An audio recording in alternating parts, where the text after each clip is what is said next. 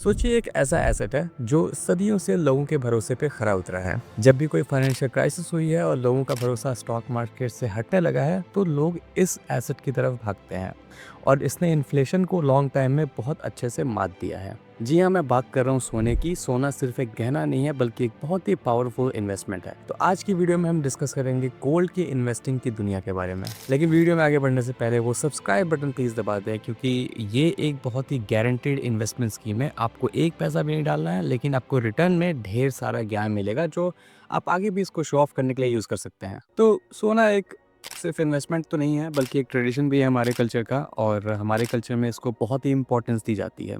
और जैसा कि मैंने शायद पिछली वीडियो में बोला भी था कि इंडियन औरतों के पास दुनिया के टॉप 5 देशों से भी ज़्यादा सोना है। तो कल्चरल इंपॉर्टेंस तो है ही, बट साथ में आपको ये बहुत ही अच्छी फाइनेंशियल स्टेबिलिटी भी प्रोवाइड करता है। तो सवाल ये आता है कि गोल्ड में इन्वेस्टमेंट क्यों करें? तो सिंपल सा आंसर है, इन्वेस्टमेंट इन जनरल क्यों करते हैं? Hedge against inflation. हेज मतलब कवच। महंगाई जब बढ़ती है तो आपके पैसे की वैल्यू गिरती है। उस पैसे की वैल्यू को गिरने से बचाने के लिए हम इन्वेस्टमेंट करते हैं। अगर आज आपके पास 1 लाख रुपए हैं तो 10 साल बाद वो 1 लाख रुपए आपको वो सारी चीज़ें खरीद के नहीं दे सकते जो आप खरीद सकते हैं आज के डेट में।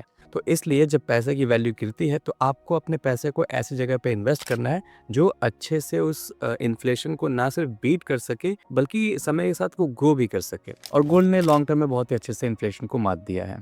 दूसरा आता है, ये एक बहुत ही अच्छा तरीका है डाइवर्सिफिकेशन करने का। डाइवर्सिफिकेशन मतलब आपका जो इन्वेस्टमेंट है वो सिर्फ एक ही जगह पे इन्वेस्टेड नहीं है, काफ़ी चीज़ों में इन्वेस्टेड है। जैसे डाइवर्सिफिकेशन की जब हम बात करते हैं तो स्टॉक्स होते हैं, म्यूचुअल फंड्स होते हैं, रियल स्टेट, गोल्ड या फिर फिक्स डिपॉजिट्स, ये सब डाइवर्सिफिकेशन का पार्ट है। इसका मतलब कि आप सिर्फ एक जगह पे इन्वेस्टेड नहीं हो। अगर एक चीज़ आपकी गड़बड़ होती है तो दूसरी चीज़ आपको उससे बचा सकती है। तीसरा रीज़न आता है लिक्विडिटी का। लिक्विडिटी का मतलब ये होता है कि गोल्ड में जब आप इन्वेस्ट करते हो और कल को आपको ज़रूरत पड़ी पैसों की तो आप कभी भी उसको बेच सकते हो और उसकी रीसेल वैल्यू ठीक-ठाक होती है। हाँ, कभी-कभी ऐसे एक्सेप्शंस होते हैं जब आपके गोल्ड की वैल्यू गिरती है, इसलिए ये एक लॉन्ग टर्म में एक अच्छा इन्वेस्टमेंट माना जाता है। शॉर्ट टर्म में थोड़ा-सा वॉलेटाइल हो सकता है। तो अब बात करते हैं गोल्ड के लॉन्ग टर्म के रिटर्न्स के बारे में। कैसा परफॉर्मेंस दिया है गोल्ड ने?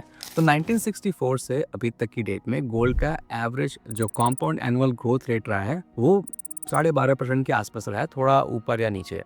और अगर हम इस सेंचुरी की बात करें 2000 से लेके 2025 तक, तो पिछले 25 साल में भी गोल्ड ने अराउंड सेम 12 सवा 12% का रिटर्न दिया है, जो कि बहुत ही अच्छा रिटर्न ऑन इन्वेस्टमेंट होता है। ये भी पॉसिबल है कि आपको इतना अच्छा रिटर्न ना मिल पाए काफ़ी टाइम पे, लेकिन हाँ, ये भी एक वॉलेटाइल है। ये ग्लोबल इकोनॉमिक कंडीशन पे डिपेंड करता है गोल्ड का प्राइस। जैसे कि पिछले आप 10 साल में देखोगे तो गोल्ड ने उतना अच्छा रिटर्न नहीं दिया है, बट यहाँ पे बात हो रही है लॉन्ग टर्म इन्वेस्टमेंट की। तो अब आप सोचो, अगर 1964 में आपके दादाजी ने सिर्फ 1000 रुपए का भी सोना खरीदा होता तो उसकी आज कितनी वैल्यू होती? कमेंट करके बताओ। अब गोल्ड में इन्वेस्टमेंट करने के अलग अलग तरीके होते हैं। इनके अलग अलग अपने एडवांटेज और डिसएडवांटेज दोनों होते हैं, तो आज हम वही डिस्कस करने वाले हैं। तो सबसे पहला अपना ऑप्शन होता है फिजिकल गोल्ड में इन्वेस्ट करना। फिजिकल गोल्ड में इन्वेस्ट करना सबसे ट्रेडिशनल और सबसे हमारा पुराना मेथड होता है। आप कहीं भी दुकानों पे जाके, ज्वेलरी स्टोर पे जाके गोल्ड में इन्वेस्ट कर सकते हो। कैसे? आप सोने के सिक्के खरीद सकते हो, सोने के बिस्किट खरीद सकते हो या फिर ज्वेलरी खरीद सकते हो। हालाँकि इसमें ये तो फ़ायदा है कि एक टैंजिबल एसेट होता है। टैंजिबल मतलब आप उसको फिज़िकली होल्ड कर सकते हो, तो आपको एक सिक्योरिटी फ़ील होती है। और कभी भी आपको कभी प्रॉब्लम आती है, तो आपके हाथ में होता है सोना, तो आप कभी भी उसको ईज़िली बेच के उसको अपना फाइनेंशियल अपनी प्रॉब्लम को रिज़ॉल्व कर सकते हो। लेकिन सिंस ये एक टैंजिबल एसेट है जो आप मतलब फिजिकली होल्ड करते हो इसको, तो उससे एक प्रॉब्लम आती है स्टोरेज की। क्योंकि आपको फिजिकल गोल्ड को स्टोर करना होता है, या तो आप उसको अपने घर में रखोगे, अपने अलमारी में रखोगे, तो उससे खतरे बढ़ जाते हैं। ये चोरी हो सकता है, ये आप खो सकते हो, या तो डैमेज हो सकता है। तो ये सारा प्रॉब्लम होता है। तो फिर आप उसको कहीं सेफ किसी प्राइवेट वॉल्ट में रखते हो। अब प्राइवेट वॉल्ट में रखते हो तो शायद उसकी एक्स्ट्रा फ़ीस देनी पड़ती है। और फीस से हम सेकंड पॉइंट पे आते हैं, जो कि होती है एक्स्ट्रा चार्जेस जब आप फिजिकल गोल्ड में इन्वेस्टमेंट करते हो। तो स्पेशली जब आप ज्वेलरीज में इन्वेस्ट करते हो तो आपको काफ़ी सारा मेकिंग चार्ज देना पड़ता है, जीएसटी वगैरह देनी पड़ती है। और जब आप फिजिकल गोल्ड में इन्वेस्ट करते हो, जैसे आपके बाकी कॉइन हो गए, सोने के सिक्के या फिर सोने की बिस्किट वगैरह, उस पे भी आपको जीएसटी और मेकिंग चार्जेस थोड़े बहुत देने पड़ जाते हैं।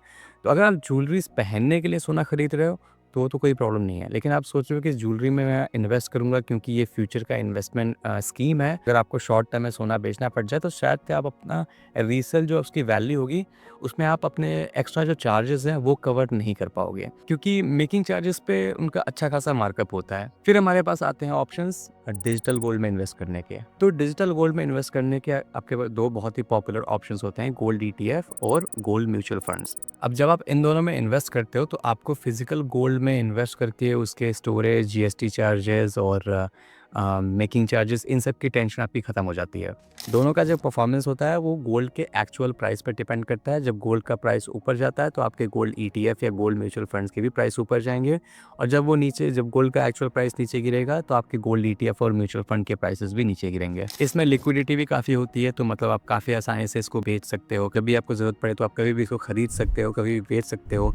आपको एक्चुअल में कहीं जाने की ज़रूरत नहीं पड़ेगी, आप घर बैठे अपने फ़ोन से ये चीज़ें कर सकते हो।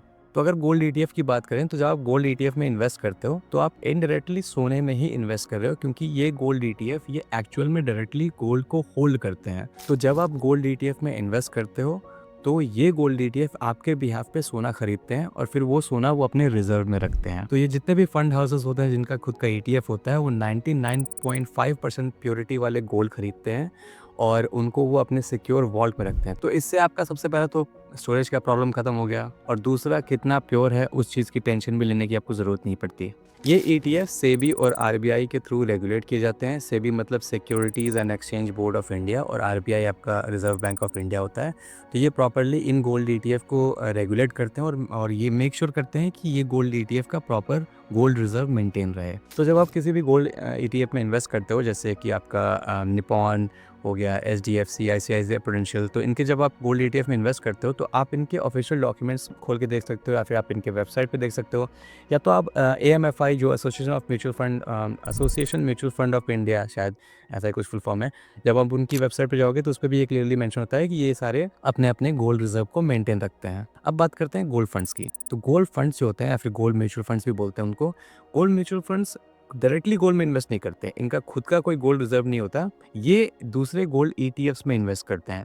फॉर एग्जांपल, अगर मेरी कोई कंपनी है जिसका नाम है मिश्रा इन्वेस्टमेंट, और मैं कोई गोल्ड म्यूचुअल फंड खोल के बैठा हूँ, बट मेरे पास खुद का गोल्ड रिजर्व नहीं है, तो मैं किसी और गोल्ड रिजर्व में इन्वेस्ट कर सकता हूँ। तो मेरी होल्डिंग्स में फॉर एग्जांपल होगा आईसीआईसीआई, एचडीएफसी या निपॉन, इन सब के गोल्ड ईटीएफ्स होंगे मेरी होल्डिंग्स में, क्योंकि मैं इनके गोल्ड रिजर्व में इन्वेस्ट कर रहा हूँ। खैर ऐसा आजकल होता तो नहीं है, मुझे नहीं पता कि अभी ऐसे कोई म्यूचुअल फंड्स बचे हैं जिनका खुद का गोल्ड रिजर्व नहीं है और वो किसी और के रिजर्व में इन्वेस्ट कर रहे हैं। अभी आप देखोगे तो एचडीएफसी, आईसीआईसीआई, निपॉन, इन सब के खुद के गोल्ड फंड्स हैं, और जब आप उनकी होल्डिंग्स में देखोगे तो वो अपने ही गोल्ड ईटीएफ में इन्वेस्ट करते हैं। तो इनमें फ़र्क क्या है? क्यों ना आप डायरेक्टली गोल्ड ईटीएफ में इन्वेस्ट करो, क्यों आपको गोल्ड फंड्स के थ्रू गोल्ड ईटीएफ में इन्वेस्ट करना है? तो उसका भी एक अलग लॉजिक है। गोल्ड ईटीएफ स्टॉक एक्सचेंज पे ट्रेड किए जाते हैं। इसका मतलब आप एक डीमैट अकाउंट खोल सकते हो और गोल्ड ईटीएफ में रियल टाइम पे बाय और सेल कर सकते हो। जैसे आपने सुबह खरीदा, शाम को बेचा, जैसे आप किसी स्टॉक को खरीदते हो।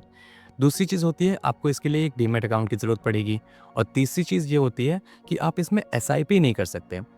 लेकिन एक मिनट, एक करेक्शन है, गोल्ड ईटीएफ्स में भी एसआईपी कर सकते हैं, बट आपको होल यूनिट्स ही एलोकेट होंगे। फॉर एग्जांपल, अगर किसी गोल्ड ईटीएफ का प्राइस 74 रुपये है पर यूनिट और आपने 1000 रुपये की एसआईपी की, तो आपको 13 यूनिट असाइन होंगे, जिसका प्राइस होगा 962 रुपये के आसपास।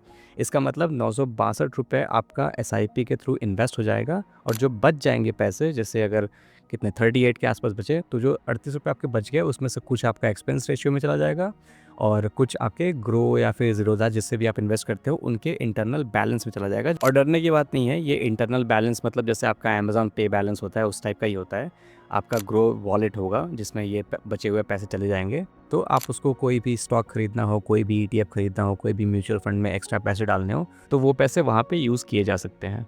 बिल्कुल सेम कॉन्सेप्ट है स्टॉक और म्यूचुअल फंड का। जब आप स्टॉक में पैसे डालते हो तो आपको स्टॉक में 1 शेयर या 2 शेयर या 10 शेयर ऐसे खरीदने पड़ते हैं। म्यूचुअल फंड में आप एसआईपी कर सकते हो। आप म्यूचुअल फंड या इंडेक्स फंड्स में आप एसआईपी में पैसे लगा सकते हो। तो आपको शेयर का प्राइस कितना है, आपको 1 शेयर 2 शेयर नहीं खरीदना। आपके 5000 अगर आपने एसआईपी कर रखी है तो उसमें जितने शेयर आ सकते हैं वो आ जाएंगे। तो ये कॉन्सेप्ट है आपका गोल्ड ईटीएफ और गोल्ड फंड का। ये दोनों डिजिटली गोल्ड में इन्वेस्ट करते हैं, बट एट दी एंड दोनों का पैसा आपका गोल्ड, रियल गोल्ड में ही जाता है, और इन कंपनीज़ के गोल्ड रिजर्व्स होते हैं जो सेबी और आरबीआई रेगुलेट करती है। तो इसमें आपको फ्रॉड की टेंशन नहीं लेनी, प्लस आपको प्योरिटी की टेंशन नहीं लेनी और आपको स्टोरेज की टेंशन नहीं लेनी।